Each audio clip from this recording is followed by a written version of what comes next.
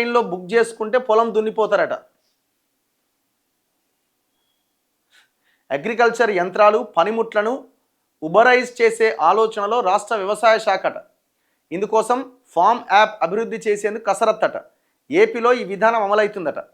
ఓలా ఉబర్లు ఉన్నాయి కదా, ఓలా ఉబర్ల లెక్కనే నీ పొలం దున్నాలంటే నువ్వు బుక్ చేసుకోవాలన్నమాట. బుక్ చేసుకోగానే వస్తారట, వచ్చి దున్నేసి పోతారట.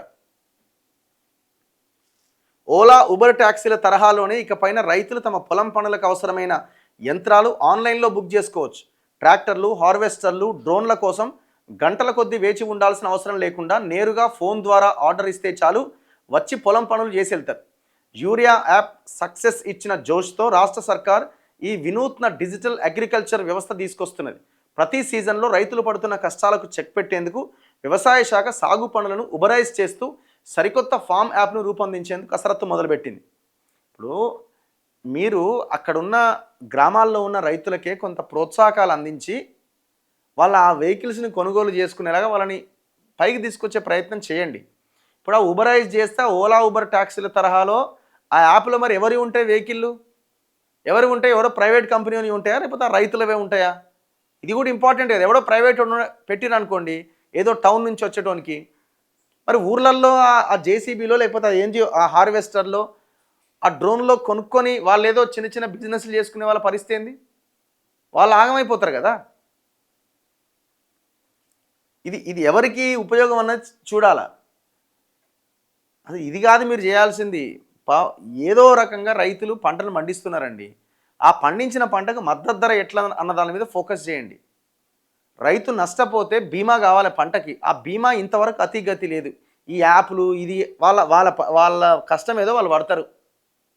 ఏదో ఒకటి చేసి ఆ పొలం పంట పండిస్తారు. పంట చేతికి వచ్చిన తర్వాత పంట కోస్తారు. ఇన్ని రోజులు జరుగుతలేదా?